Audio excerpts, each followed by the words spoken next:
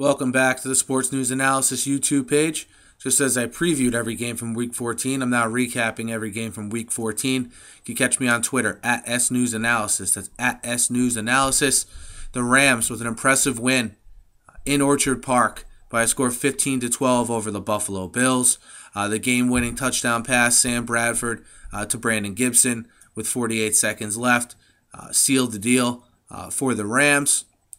Three fantasy stars from this game. You had Gibson, 6 receptions, 100 yards and a touchdown. Ryan Fitzpatrick, 247 yards, 1 touchdown, 1 interception. And Steven Jackson, I know a lot of you probably had him active in your leagues if you do have him on your roster. 64 yards and a touchdown for Steven Jackson running the ball. Look, for the Rams, pretty impressive win. They went on the road, got a win in a hostile environment. I know the Bills aren't the best team in the league, but still to go in there and get the win, I think is a good sign for the Rams. The Rams now move to 6-6-1 on the season. The Rams also continue the good play of their defensive line. Their defensive line had 4 more sacks today. You had Michael Brockers, who had a sack and a half. Robert Quinn had a sack. Kendall Langford even had a sack. So you look at this Rams defensive line as all young players and a definite building block for them going forward here. Now all they need is their offense to sort of catch up to speed.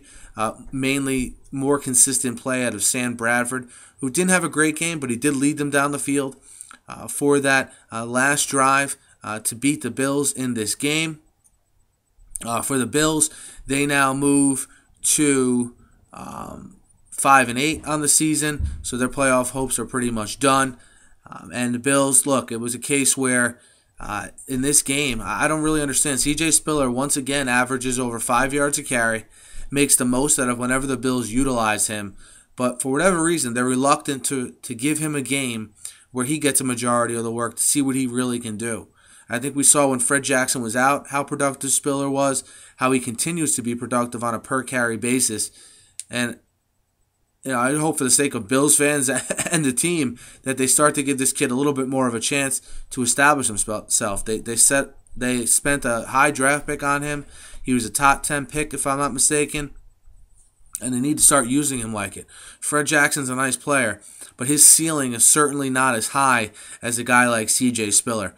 Definitely a situation worth monitoring if you are a fantasy owner going forward and how they use C.J. Spiller towards the end of this year so you can make plans for next year. The Rams, 15-12, they hold on, they come back, score a touchdown with under a minute left to beat the Bills here in Week 14. And the Rams move to 6-6-1. The Bills to 5-8. I'll be recapping every game here on my YouTube channel. Be sure to check it out at SNewsAnalysis. That's at SNewsAnalysis. Thank you.